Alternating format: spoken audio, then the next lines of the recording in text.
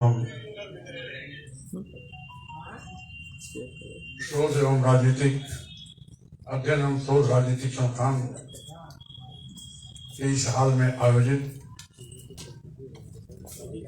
BBA के 7वें अधिवेशन में कार्यक्रम की अध्यक्षता कर रहे हमारे सम्मानित अध्यक्ष प्रोफेसर रामबख्श वर्मा पूर्व सांसद जी, अभी आप सुन रहे थे हमारे बहुत ही प्रखर विद्वान वक्ता डॉक्टर सुरेश माने जी को, साथ ही साथ हमारे बीच में उपस्थित प्रोफेसर मोहम्मद सुलेमान साहब जी,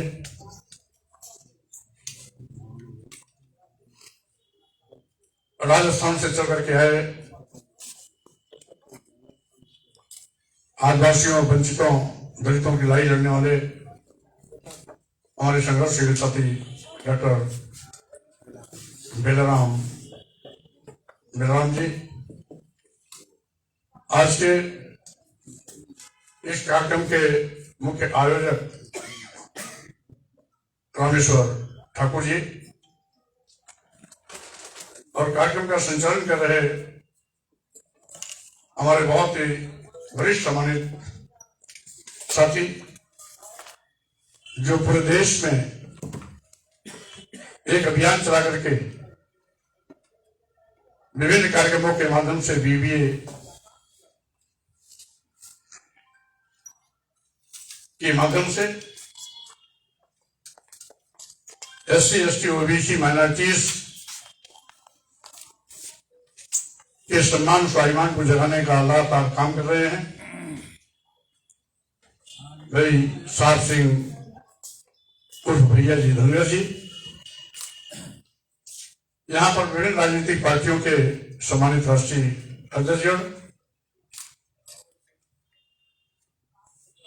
सामाजिक संस्थाओं के हमारे प्रमुख प्रतिनिधि एवं अध्यक्षगण, सभी सम्मानित साथियों, आज बहुत कुछ मूलभूत समस्याओं पर चर्चाएं भी हुई।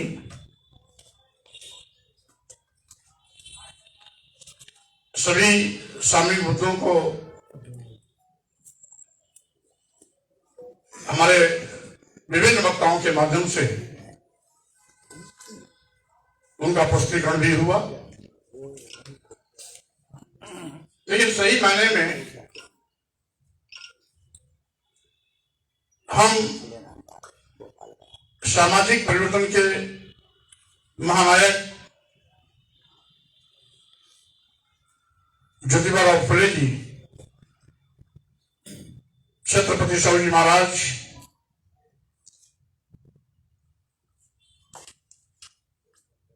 सावित्रीबाई फुले जी, फातिमा शेख जी, भारतीय संविधान निर्माता भारत रत्न बाबा साहब डॉक्टर भीमराव आंबेडकर जी, पेरियार स्वामी नायक, नारायण गुरु, संत गाड़गे और उत्तर भारत में आपके बिहार की धरती पर शहीद जगदेव बाबू जी, उत्तर प्रदेश में नामना रामस्वरूप वर्मा जी एवं लालजी सिंह यादव जी से लेकर के सामाजिक परिवर्तन के आंदोलन मानव काशीराम जी को हम ओडिशा नमन करते हैं। और साथ ही साथ आज इन महापुरुषों के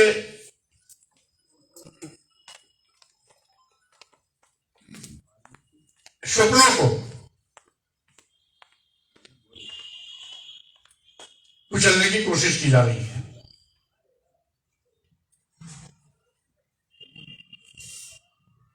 अंतिम पायदान पर खड़े आदिवासी, दलित, पिछड़े अल्पसंख्यक समाज के लोग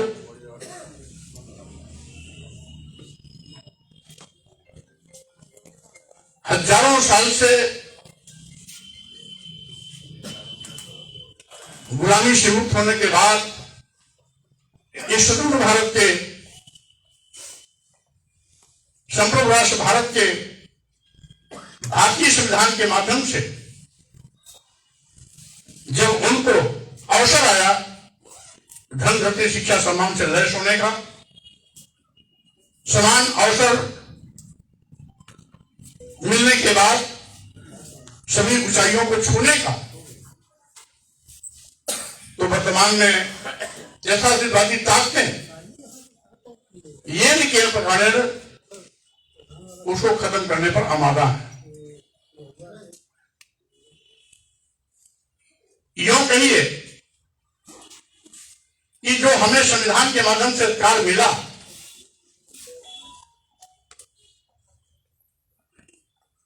उस अधिकार को खत्म करने की कोशिश की जा रही है। संविधान प्रदत्त अधिकारों को खत्म करने की कोशिश संविधान पर हमला है। बारी बारी से ये हमले एक एक करके सब पर हो रहे हैं। कभी अनुसूचित जनजाति अनुसूचित जाति पर, कभी पिछड़े वर्गों पर, कभी अल्पसंख्यक पर, और साथ ही साथ हम इस हमले को एहसास करें उसके पहले कोई ऐसी चाल लोग चल देते हैं कि हम अपनी आप बीती को भूल जाते हैं और हिंदू होने के भ्रम में हम अपने ही भाई अल्पसंख्यक समाज के सामने खड़ा होकर ताल ठोकते हैं और लड़ने के लिए आमादा हो जाते हैं। एससी एसटी ओबीसी जब से यथार्थवादी लोगों की सरकारें आई हैं, केंद्र में हो या प्रदेश में, भारतीय संविधान अनुच्छेद 15(4)(16)(4) के अंतर्गत दिया गया आरक्षण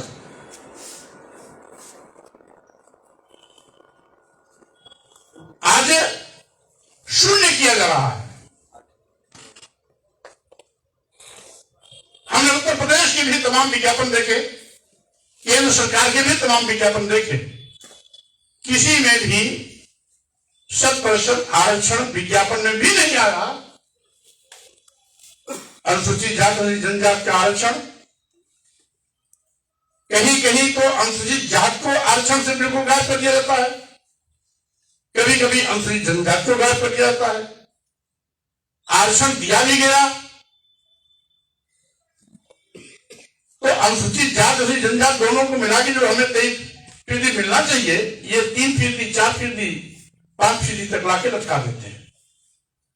इसी प्रकार से पिछड़ों के लिए जो 27% का आरक्षण मंडल आयोग की सिफारिशों के माध्यम से हमें मिला हुआ है, उसको भी किसी विज्ञापन में जीरो पर आउट,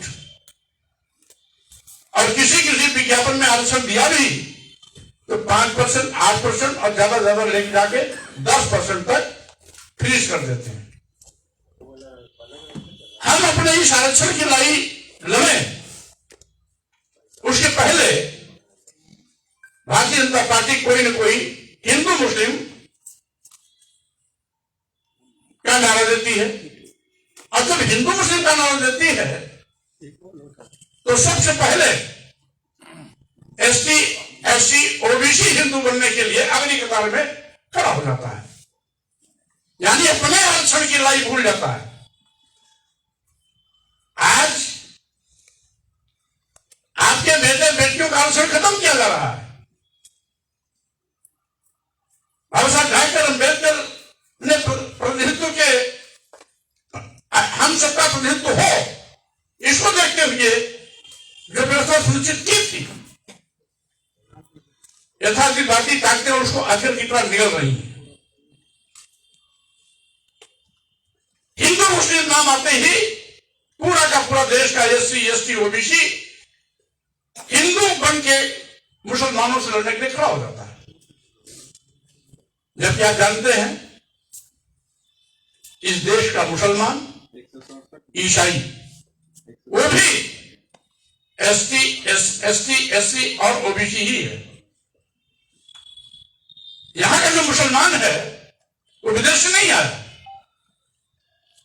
यही के लोग जाति के नाम पर जिनको अपमानित किया जाता था, पशु से पशुवत जिंदगी जीने के मजबूर किया जाता था, धन धन शिक्षा सम्मान से वंचित किया जाता था, सम्मान और स्वाभिमान खत्म कर दिया जाता था, ऐसे ही लोग सम्मान पाने की लालच में कभी इस्लाम धर्म कबूल किए, कभी ईसाई धर्म कबूल किए। और यहां का ईसाई, भारत का ईसाई भी दलित है, पिछड़ा है, आदिवासी है। यहां का मुसलमान भी दलित है, आदिवासी है, पिछड़ा है। हम लड़ते किससे हैं हिंदू मुसलमान के नाम पर? हम अपने ही भाई से लड़ते हैं जो कभी सम्मान के लिए इस्लाम धर्म कबूल किया था और कभी ईसाई धर्म कबूल किया था। आखिर जो आप अपने से लड़ोगे तो अपनी लड़ाई कब लड़ोगे? हम इस प्रकार के भ्रम में फंस कर यथार्थवादी ताकतों के मकर जाल के शिकार बन जाते हैं। इसीलिए हमें बहुत गंभीरता के साथ इन सभी मुद्दों को देखना होगा और साथ ही साथ हमें अपने लोगों को समझा बुझा करके इस बात को एहसास कराना होगा कि आप सही मायने में हम सब एक हैं। हम सबको आपस में मिलकर इस लड़ाई को लड़नी चाहिए, अन्यथा आरक्षण भी खत्म हो जाएगा, धन धरती शिक्षा सम्मान से जो अधिकार मिला है वो भी खत्म हो जाएगा और साथ ही साथ अप्रत्यक्ष रूप से मनवादी व्यवस्था आज लागू हो रही है। आज मनवादी व्यवस्था लागू शुरू हो गई। जब से सरकार केंद्र में आई है या प्रदेश में डबल इंजन की इनकी सरकारें, जाति देखकर मुकदमा दर्ज होता है, जाति देखकर उत्पीड़न होता है, जाति देख करके दबंग लोग गोली मारते हैं, जाति देखकर आज तथाकथित उच्च वर्गीय हिंदू कहीं आदिवासियों के सिर को पेशाब करता है तो कहीं दलितों के शरीर में मलमूत्र लेप कर अपनी शान बढ़ाता है। ये सरकार के संरक्षण में कभी एससी एसटी ओबीसी के नौजवानों को दबंग गोलियों से भून देते हैं। अगर वो एससी एसटी ओबीसी का है तो उसकी एफआईआर तक नहीं की जाती, न्याय मिलना तो बहुत दूर की बात है। क्या हो रहा है? क्यों नहीं हमारा इस पर दिमाग जाता? क्यों नहीं विश्व गंभीरता से सोचते? जबकि सच तो यह है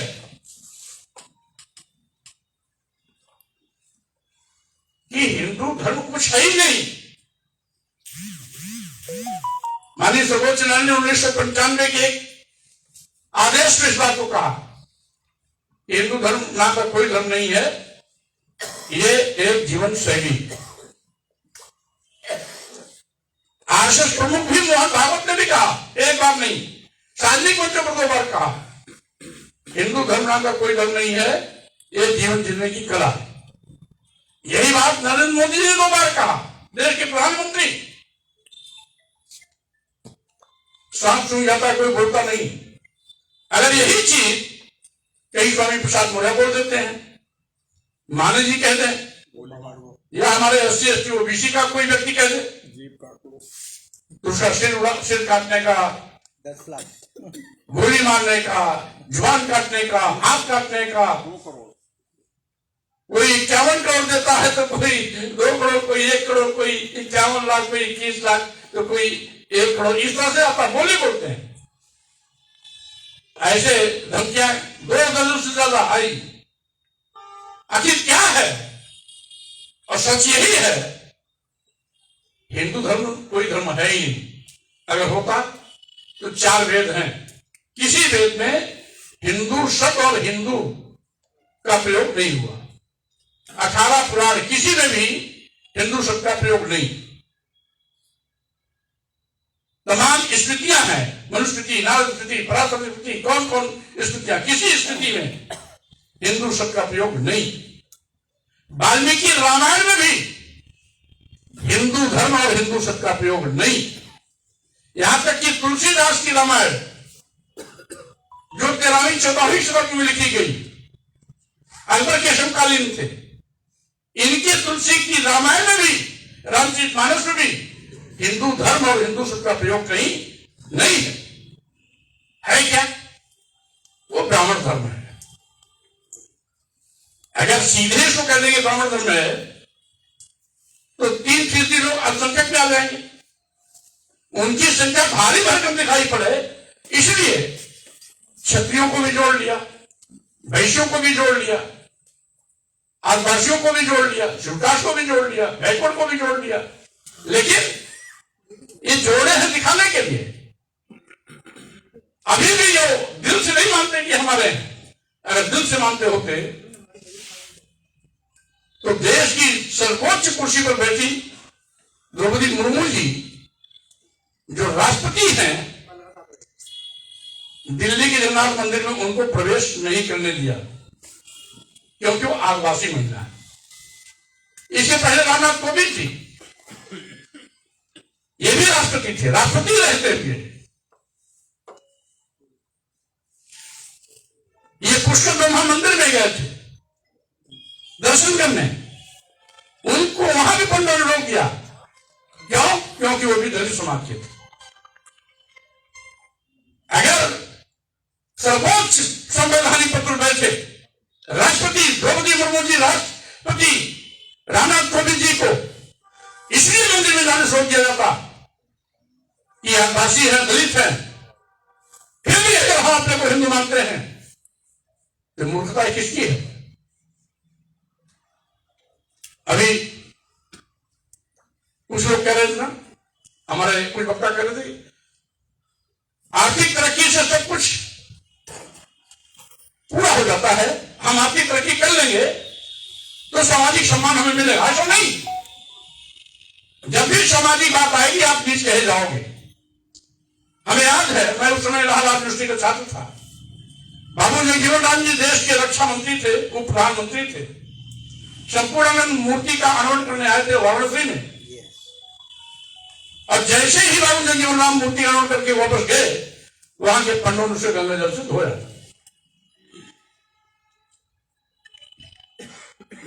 यही नहीं, अब उस समय बाबू जगजीवन राम जी इस देश के उच्च कोटि के नेताओं में शुमार थे, और एक रक्षा मंत्री नहीं थे। उनकी जिंदगी का अधिकांश भाग केंद्र के मंत्री के रूप में ही बीता।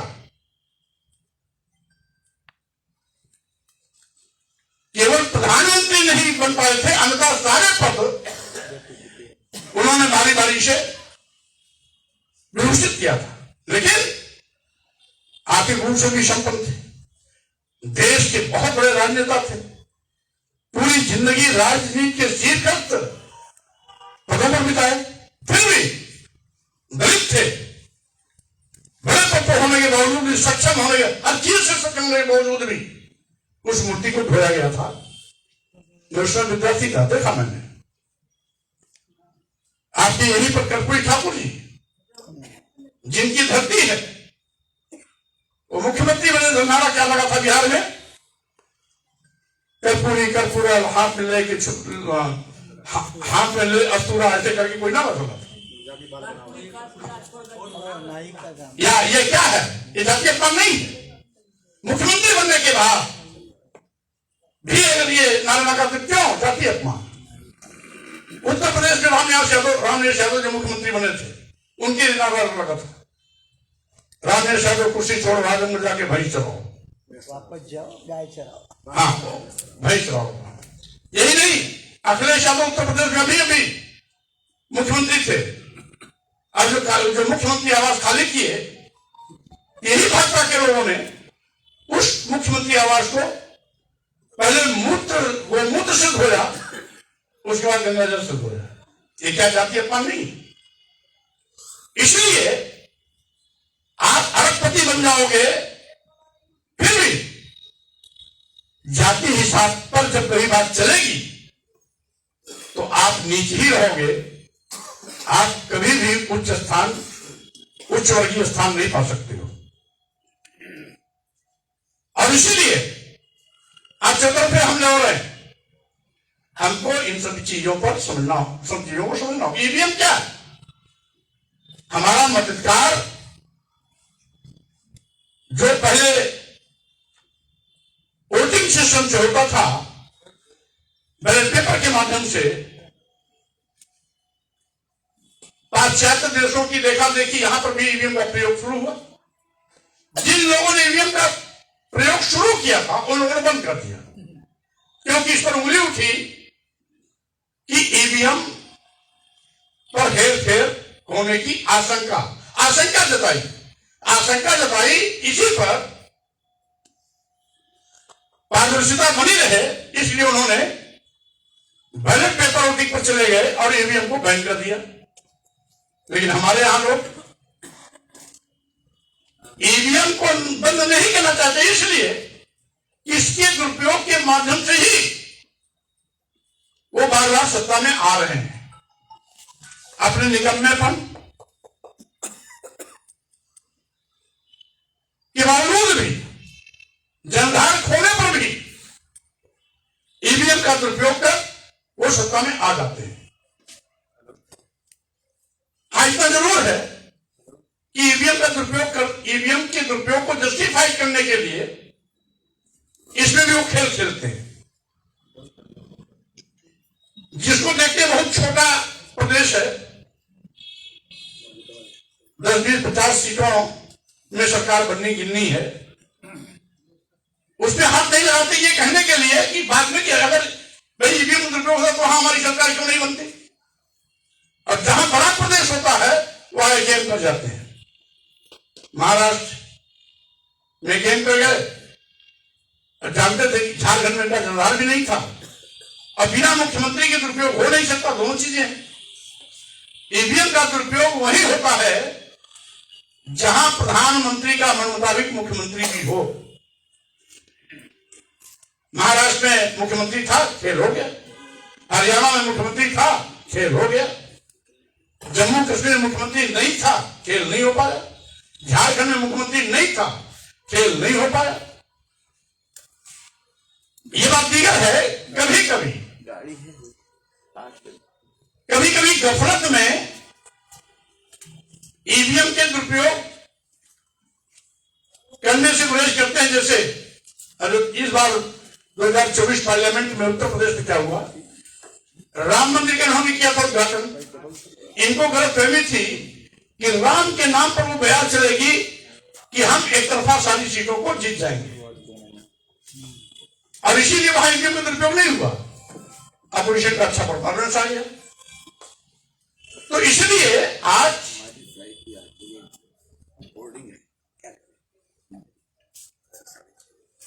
नहीं, अगर निकल फ्लाइट निकल जाए।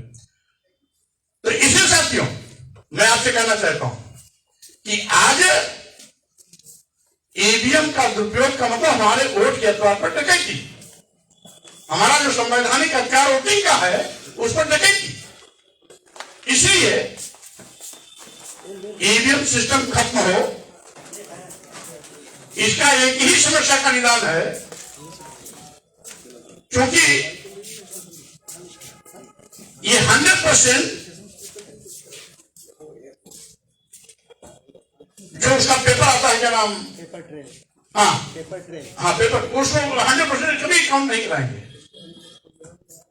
तो उसकी एक ही मांग है कि वो ईवीएम मशीन सिस्टम ही खत्म करो, बैलेट पेपर वोटिंग फॉलो करो।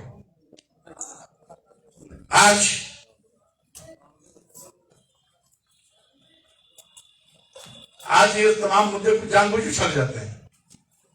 आज सही माने मुद्दा क्या है? बेरोजगारी। करोड़ों, देश के करोड़ों नौजवान बेरोजगार हो रहे हैं क्योंकि सरकारी नौकरियां लगा।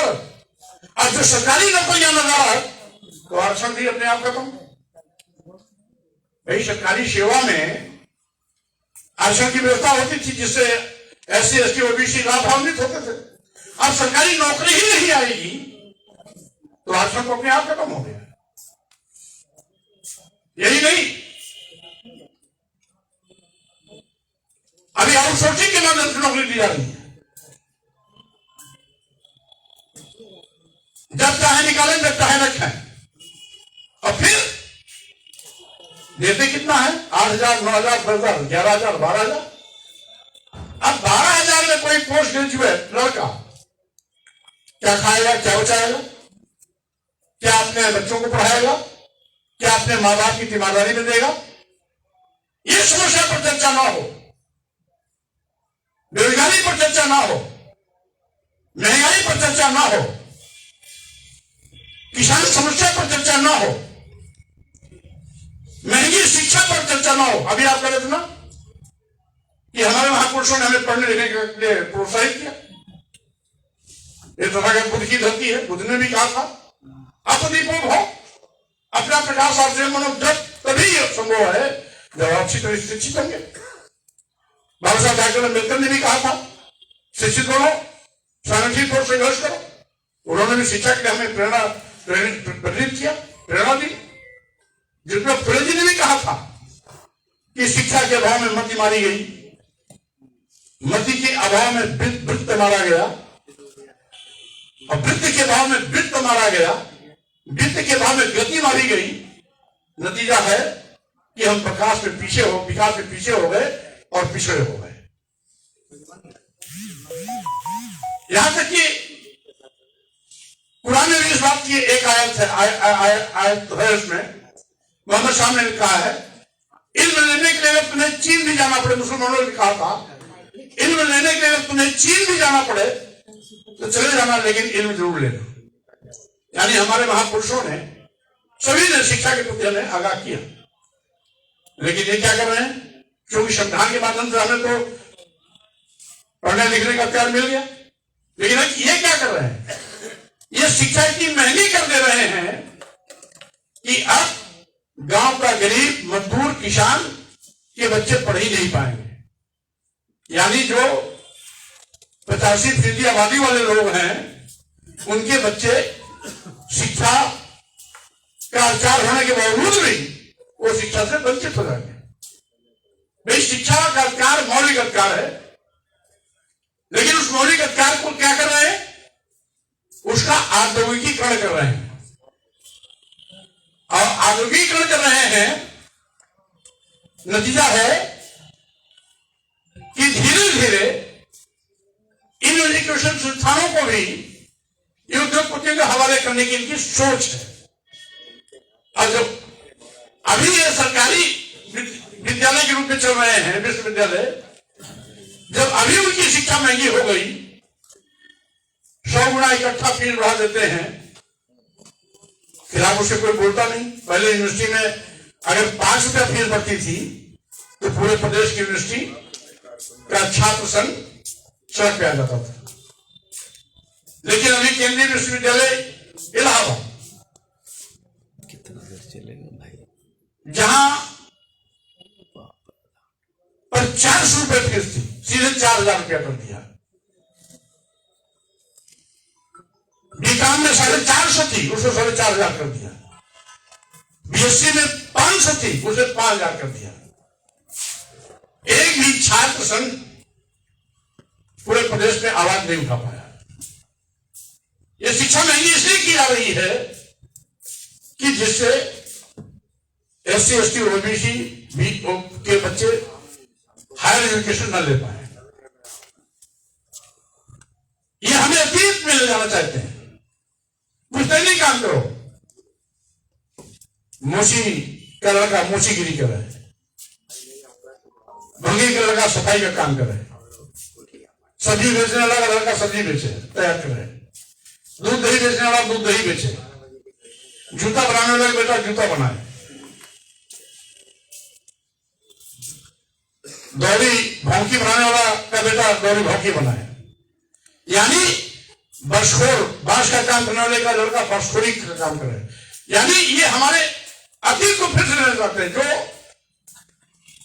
पहले हम गुलामी की हालत में करते थे, उसी गुलामी की दिशा में ये सरकार हमें धकेलने की कोशिश में लगी है।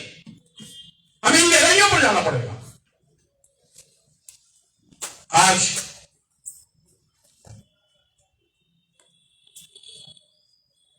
पहले तो हिंदू मुस्लिम चलता था, अब क्या चलने लगा?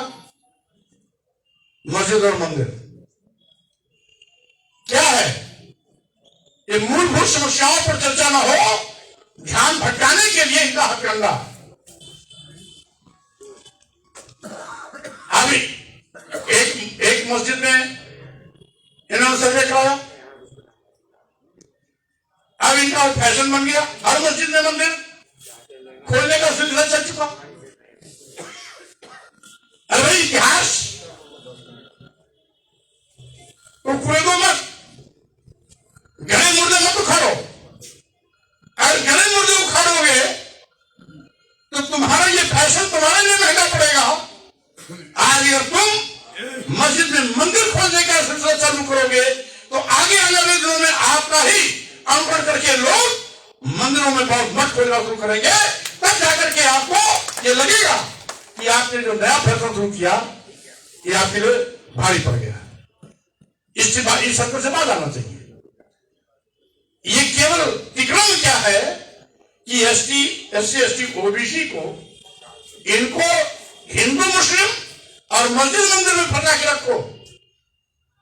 ये संविधान की चिंता ना करें, अपने बेटे बेटियों के आरक्षण की चिंता ना करें, अपने बच्चों की पढ़ाई की चिंता ना करें। 5 किलो 10 किलो चावल में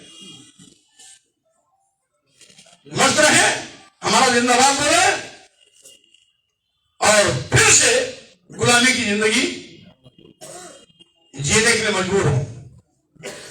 इस सोच को हमें समझना होगा। साथियों, अभी आप जानते हैं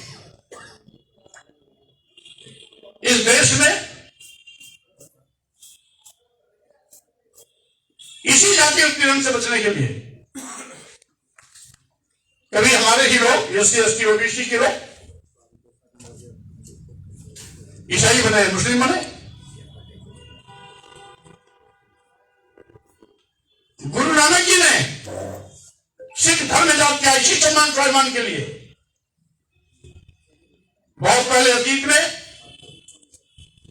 इस देश में बौद्ध धर्म था, जैन धर्म था, लेकिन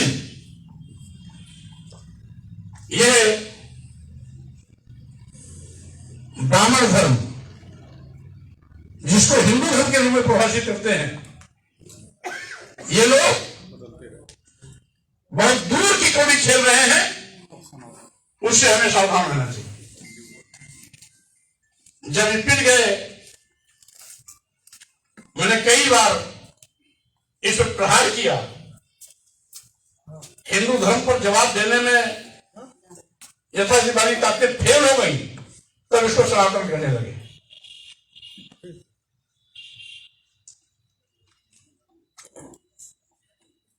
और यही नहीं, इन सभी बिंदुओं पर हमें न केवल समझना है बल्कि अपने अन्य भाइयों को भी समझाने के लिए अपने अपने स्तर से अभियान चलाना है। ये कोई आवश्यक नहीं कि आप पूरे देश में जाइए। आप अपने घर, परिवार, गांव, टोले, मोहल्ले अपनी बात जहां पहुंचा सकते हैं आसानी से वहां पहुंचाइए। और साथियों, सामाजिक परिवर्तन की लड़ाई लड़ने वाले लोगों को मेरी एक सलाह है कि परिवर्तन की शुरुआत आपको अपने घरों से करनी पड़ेगी। अपने घरों से परिवर्तन आप शुरू करोगे तो दूसरे आपका अनुसरण बिना कहे आपका करेंगे। हम मन पे बड़ी बड़ी बात करें, लेकिन अपने घर में पोंगापंथी व्यवस्था को मानते हैं तो लोग हमारा मजाक उड़ाने के सिवाय कोई भी हमारी बात पर यकीन नहीं करेगा। अरे तो मंच वाला नेता है, मंच में अच्छा बोलता है, अगर वो वही प्रोग्राम पर बोलता है फॉलो करता है। तो इसलिए हर व्यक्ति अपने घर से अगर शुरुआत कर देगा परिवर्तन की, ऐतिहासिकवादी ताकतों को बाहर करेंगे, लुटेरों को दान दक्षिणा पैसा देना बंद कर देंगे, हम लुटेरों को मालपुआ हलवा खिलाना बंद कर देंगे, धर्म के नाम पर धंधा चलाने वालों को हम पूछना बंद कर देंगे, तो अपने आप बात बन जाएगी। और इसकी शुरुआत आपको अपने घरों से करनी पड़ेगी। साथियों, हम कोई ब्राह्मण की विरोधी नहीं,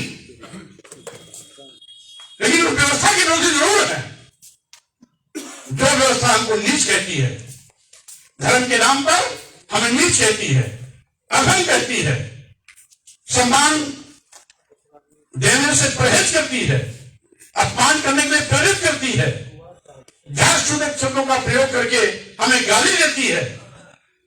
जो हमें गाली देता हो, हमें अपमान की बात करता हो, वो हमारा धर्म नहीं हो सकता। और इसीलिए भारतीय संविधान ने वो सब कुछ मुझे दिया, हमें दिया, जो हजारों साल तक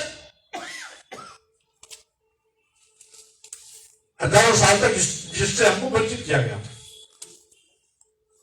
आज फिर से उस पर ग्रहण लग रहा है। समय रहते सावधान होने की आवश्यकता है।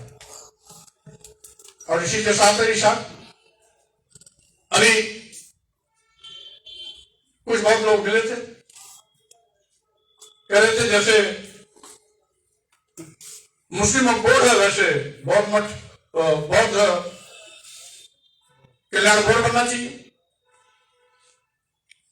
तो पहले ही वक्फ बोर्ड पर उन्होंने हमला कर दिया, जिससे कि अन्य अल्पसंख्यक लोग अपने के लिए ये मांग न कर पाए, ये पेशबंदी करते हैं। अन्य अल्पसंख्यक लोग इस बात को सोचें कि हमारे वेलफेयर के लिए हमें भी ये फ्रीडम मिलना चाहिए, जिस तरीके से वक्फ बोर्ड को मिला है, वो मांग न कर पाए। इसलिए मुस्लिम पर्सनल लॉ एक्ट और वक्फ बोर्ड पर इस सरकार ने हमला शुरू कर दिया। हमको उनसे लड़ाती है ये नफरत का बीज होके हिंदू मुसलमान के, लेकिन सावधान रहने की जरूरत है। हम क्या हैं? संवैधानिक भाषा में SC, ST, OBC, माइनॉरिटीज, और इनके पुराने भाषा में शूद्र, उनसे सावधान रहने की आवश्यकता है। इनकी मानसिकता अभी क्या हुआ पार्लियामेंट में कल क्या हुआ था?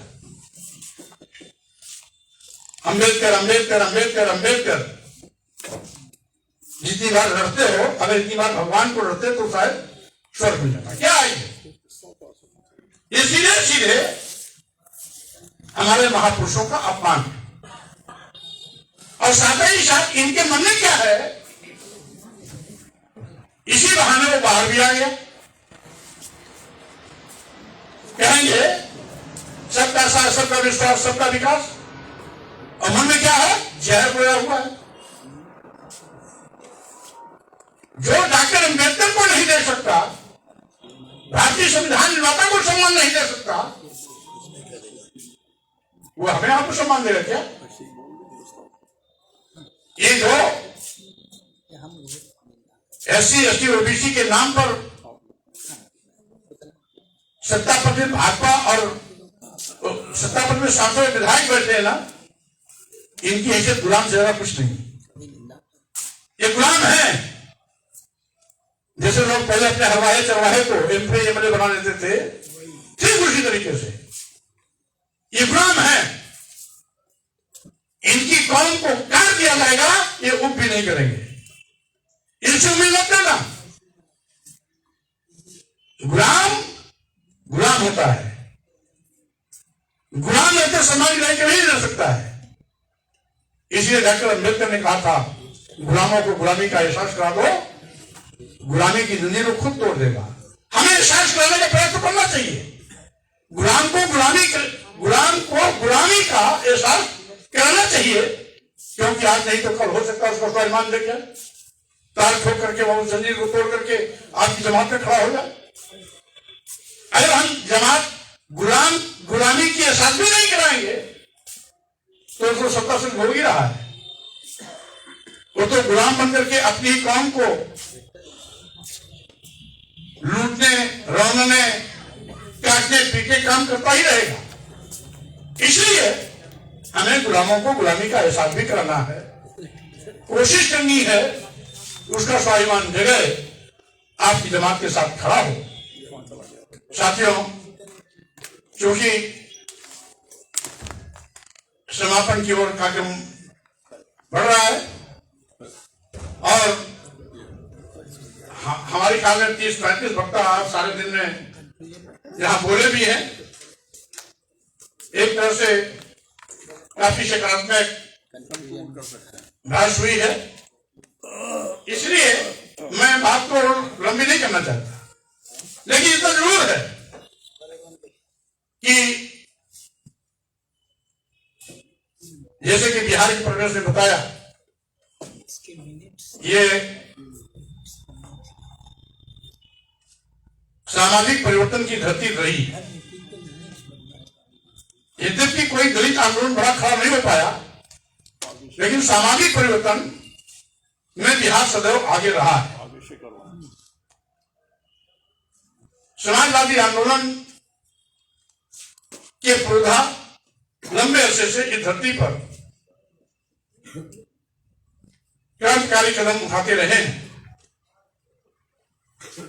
इसलिए इस धरती को मैं नमन करता हूं और साथ ही साथ अपेक्षा करता हूं इस सम्मान स्वाभिमान की लड़ाई में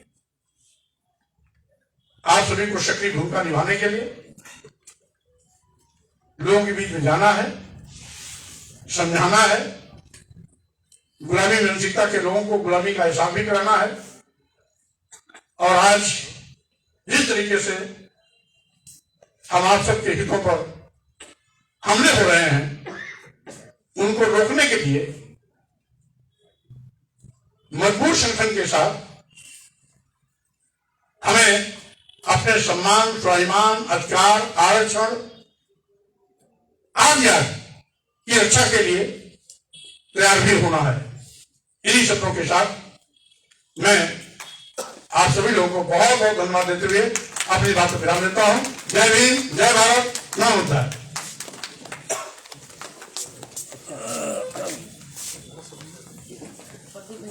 बहुत बहुत धन्यवाद माननीय मुख्य अतिथि जी। साथियों,